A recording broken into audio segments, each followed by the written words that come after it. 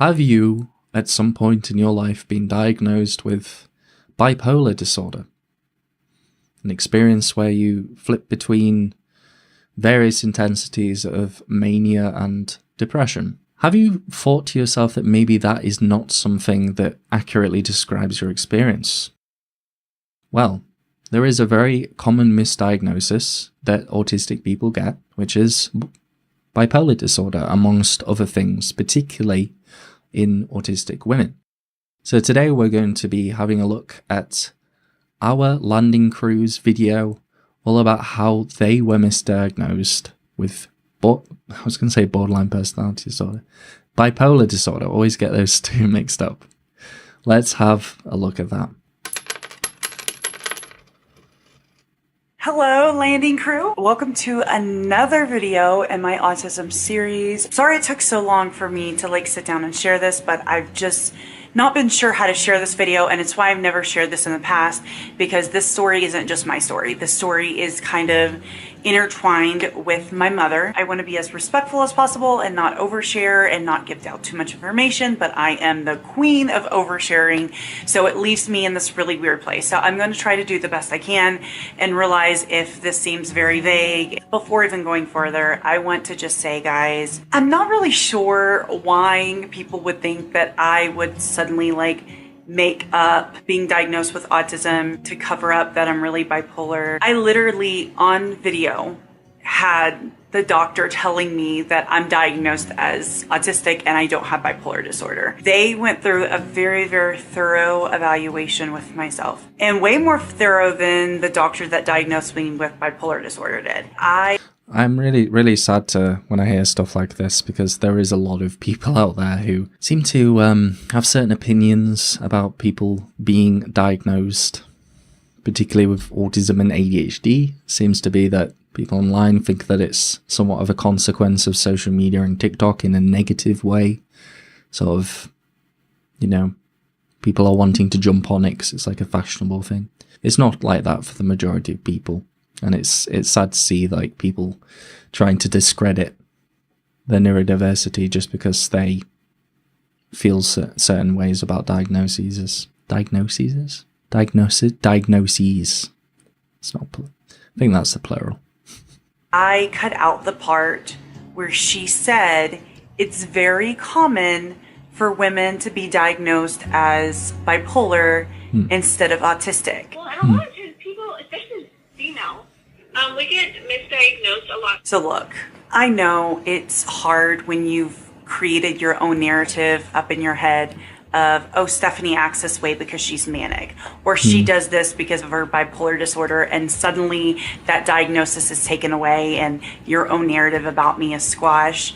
But I went through the proper channels to get properly assessed. You're just adding to the stigma. I'm here to offer support to other females or males that have been wrongly misdiagnosed. It's actually very, very common to be misdiagnosed as bipolar or borderline personality disorder. Sometimes ADHD, but that one gets a little murky. But bipolar and BPD are the two biggest ones that autistic women are diagnosed as incorrectly.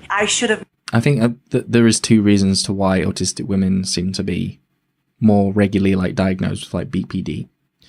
And I think one is, obviously gender stereotypes, I would say, is quite a big one. Perhaps men would be more likely to be diagnosed with anger issues. And I think it's a lot to do with overwhelm and meltdowns. Maybe with bipolar, you can imagine periods of burnout, as perhaps being quite depressed, or so it can kind of seem because the different sort of diagnoses within that umbrella of bipolar. You have type 1, type 2, so I think you have cyclothymia, various sort of intensities of mood swings, as they would characterize it as, and obviously the same could be said with the gender stereotypes around bipolar, mood swings.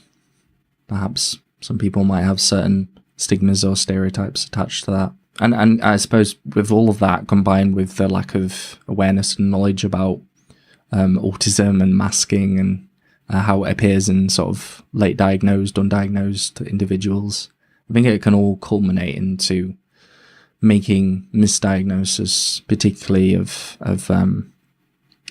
women, a little bit more common, I would say. Should have never had a bipolar diagnosis. Like, I never actually truly met the criteria. I'm not saying I'm autistic to be cool. I don't get cred points for being autistic. I get more and more people questioning me and me having to defend another diagnosis. No one questioned when I was bipolar. I mean, some people did. It gave other people a narrative to use against me. Okay. Yes.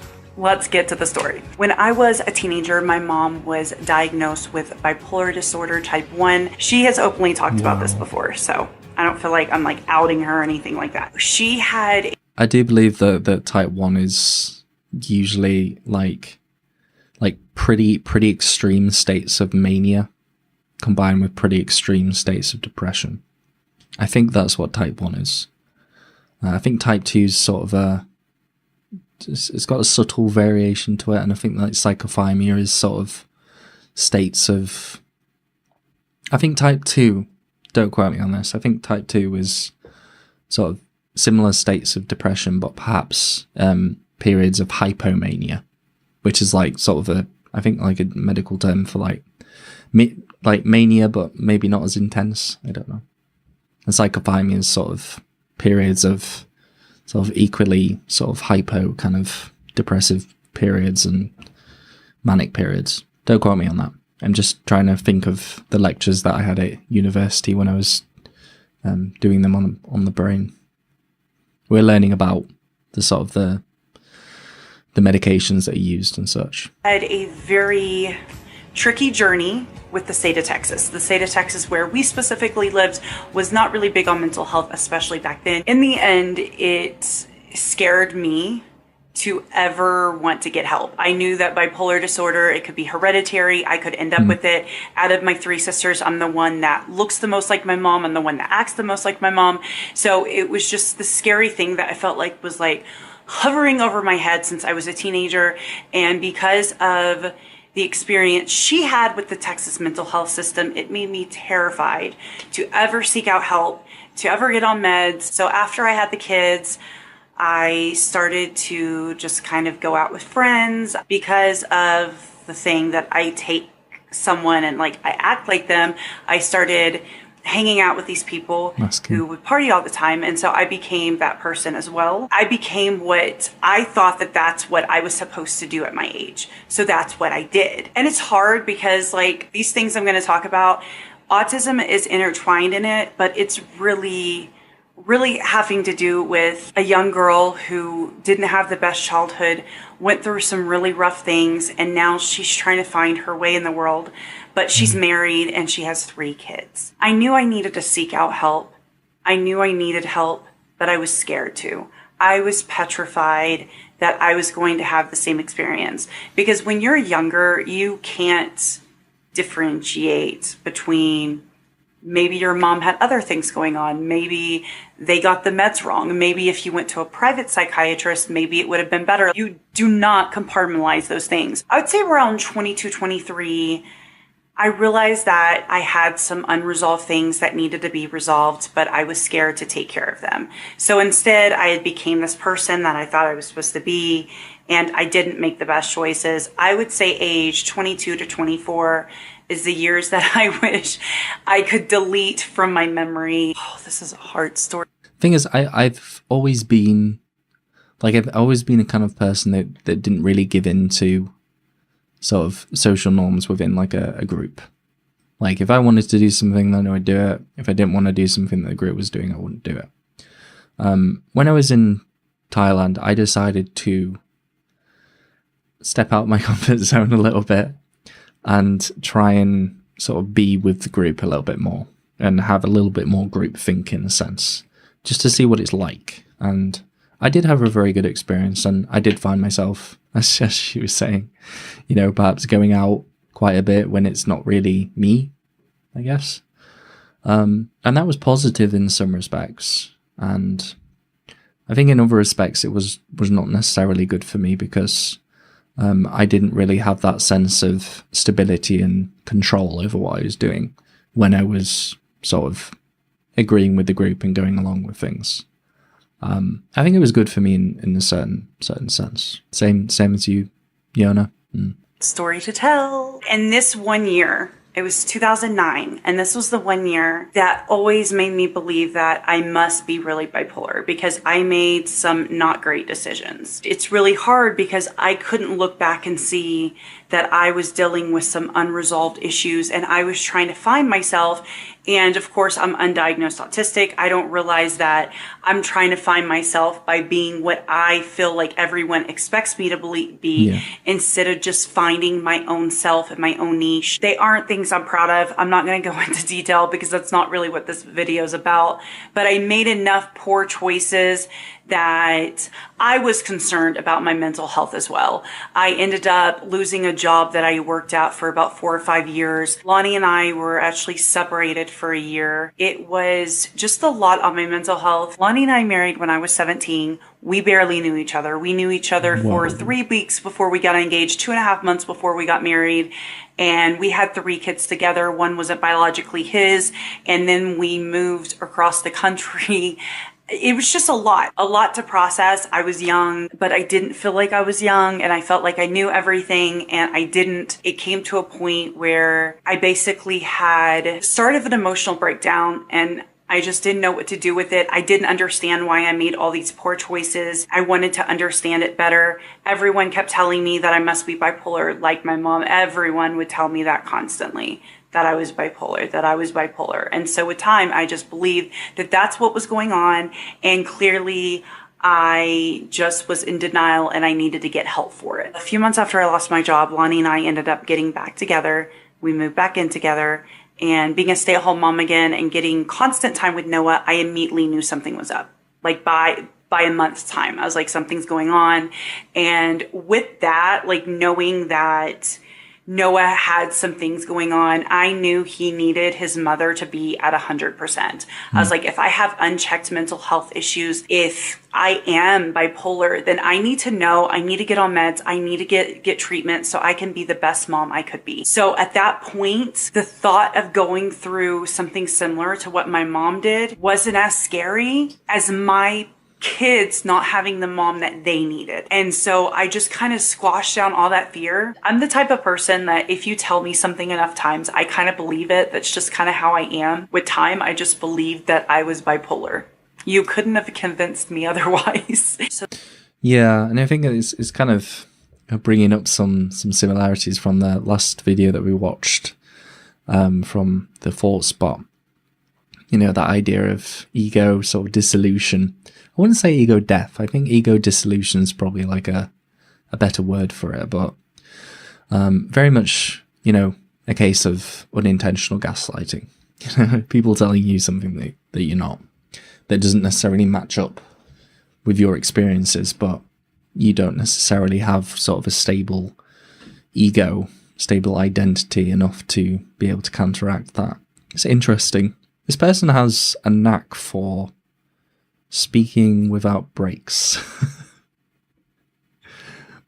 Every time that I think about pausing it and making a comment, it's kind of like onto another little thing. The summer of 2011, I started the process to get help with my mental health. It was also when we were starting the process for Noah. I went to the same clinic that my mom was. My mom was a patient there.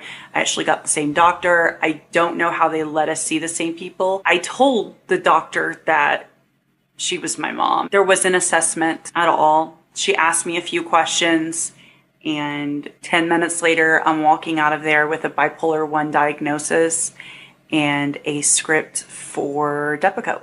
And some others. I went through a lot of meds. They just never really worked for me very well. The Depakote caused me to gain a bunch of weight. That's how I actually ended up gaining a lot of my weight, no matter what. And I'm just thinking, like, as I've had conversations with others who are misdiagnosed bipolar. It was I think one of the podcasts that I did with Autistically B. It was a very informative podcast, and I was kind of thinking about like all the ways that, you know, particular meds that you might be prescribed might like exacerbate some of the difficulties that you might have as an autistic person. Like, you could think of medications like mood stabilizers. sort of things that are designed to sort of squash your mood profile to a certain extent, I believe. If you're autistic, and you're alexithymic and you struggle to notice and identify emotions, particularly when they're not peaking and becoming intense enough, like, this is going to make things a lot more difficult. It's going to make it a lot more difficult to identify how you're feeling when you're also on like a mood stabilizer. You know what I mean? Like, that's what I'm not a pharmacologist. I had someone make a comment recently saying, I think about one of the podcasts that I did, saying that I need to display my credentials because I gave misinformation about stimulants for people with bipolar or something like that. And I was like, okay, I'm sorry. Sorry. I was just theory crafting. So now I feel every time that I'm talking about my ideas about things that I need to say, I'm not a doctor. I should probably have it like plastered on my forehead. But you are right. There is no medication for autism. I mean, there's medication for things that are common to autistic people. I would argue that perhaps medications which target oxytocin might be considered to be medication. Like the podcast that I did with Dr. Miyabi Shields on sort of medicinal marijuana. Apparently she was researching a particular mediator for oxytocin, which is activated through the endocannabinoid system through THC. And, you could argue, that definitely like increases someone's response to social reward. So I guess you could argue that perhaps that may be considered to be a medication, maybe. It's definitely not for like overall functioning, but it might be for like life satisfaction to some degree. Or what they tried on me, it just wasn't successful. I stayed with them for about 6 months, just trying to figure it out because I did a lot of research, as I do with anything, and the research said that bipolar people didn't want to believe that they were bipolar, and I refused to be that person. I refused not to be the mom that my kids needed. And so I said, nope, I'm bipolar, I will take the meds, we will do it. And there were some times I would go off of meds because they made me feel so horrible.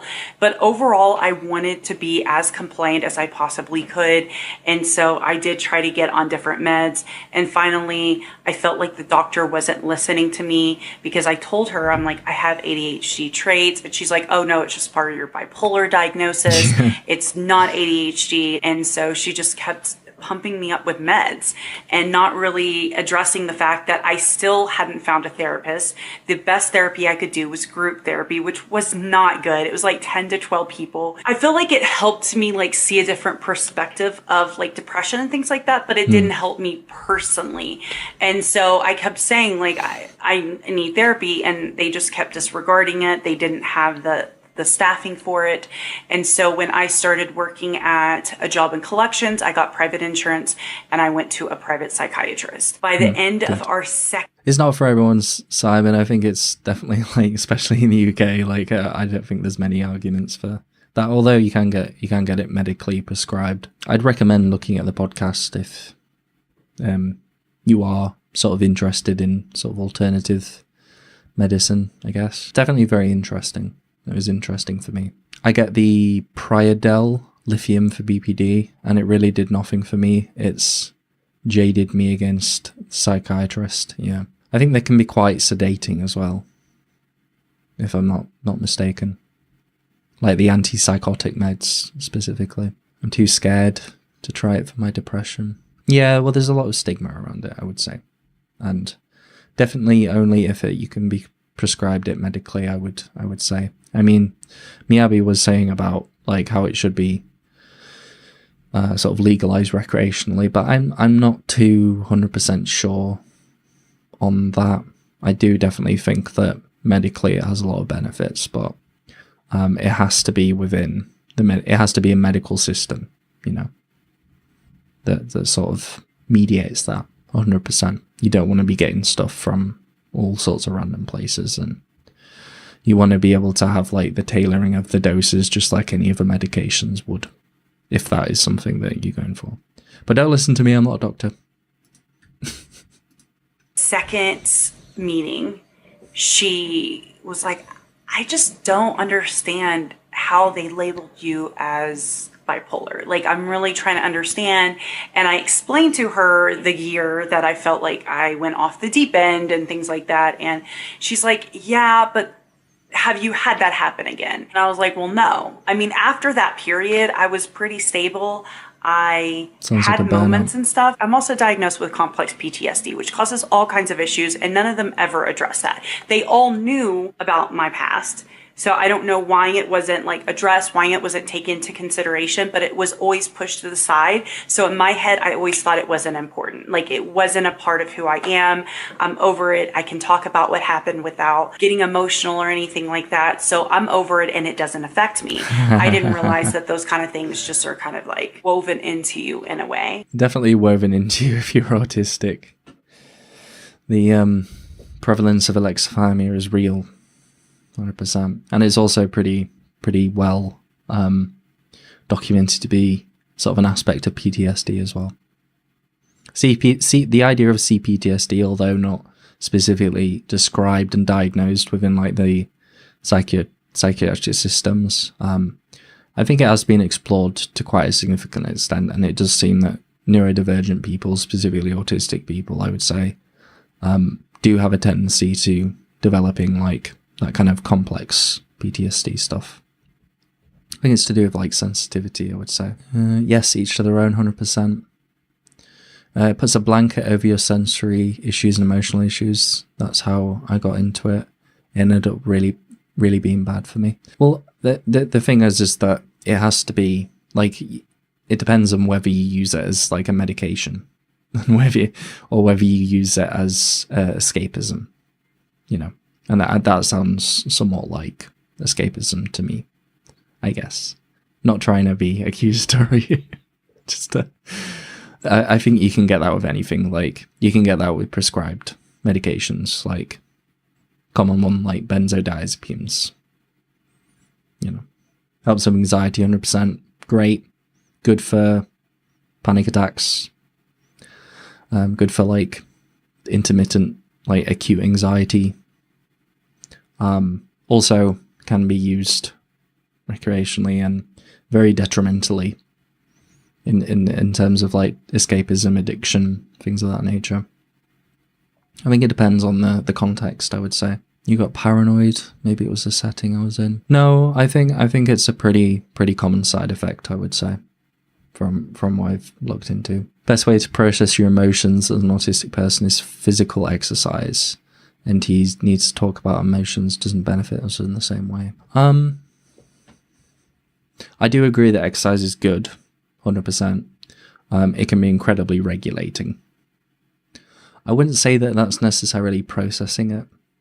I'd say that it's probably a healthy way of regulating yourself.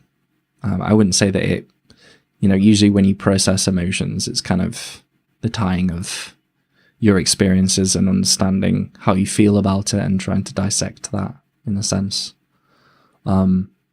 It can be somewhat difficult due to alexithymia when it comes to talking about emotions, but it's definitely beneficial if you manage to kind of get over that alexithymic haze. Do you take melatonin? I do not. I take metazapine. Helps with my sleep and anxiety. It would take a long time to figure out my emotional state in various moments. Me too. Even now. I mean, I can sort of to a certain degree, but it depends. If it's a very complex thing, maybe not so much. And so anytime I would do anything, I'd be like, oh, I must be starting to get a little bit manic, but oh, I'm fine now. It was just such a strange experience when you have everyone around you saying, oh yeah, you're definitely bipolar because your mother's bipolar. But then you have professionals saying, I don't know, like this doesn't quite fit what we're used to. She put me on lithium and Prozac. Prozac definitely helped a lot. The lithium didn't really affect me whether I was on it or I wasn't, but the Prozac did. The Prozac helped me a lot. I've learned now that it actually helps with anxiety too, so that's kind of what happened. That's the meds I stayed on for a really long time. When I was pregnant with Alexander, about a month or two before I gave birth, I went into the psychiatrist's office. I was like, hey, I'm about to have a baby. I just want to make sure I have the meds so as soon as I have them, I can start meds. And like a few months after seeing her, she was like, do you know what? don't know that you're actually bipolar. Like, I just don't know about that. And this is the kind of story every time I had any interaction with any mental health provider, they were just kind of like, this doesn't quite fit you, but here you go. And I honestly feel like it's because not enough people. But then they can't really like turn around and say, well, what about this? I've noticed some autistic traits here. Yeah.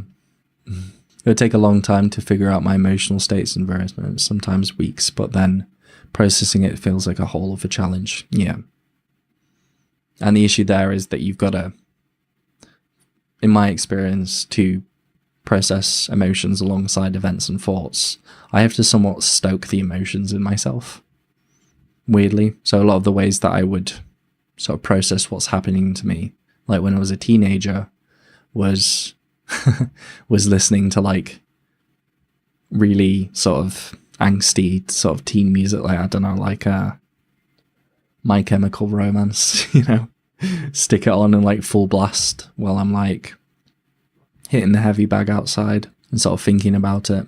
That usually helped, although not always the most healthy and sort of best place to do it. Just in my experience, being able to like stoke it a little bit and encourage the emotions to sort of rise so that I can perceive it and understand it a bit more is sometimes helpful.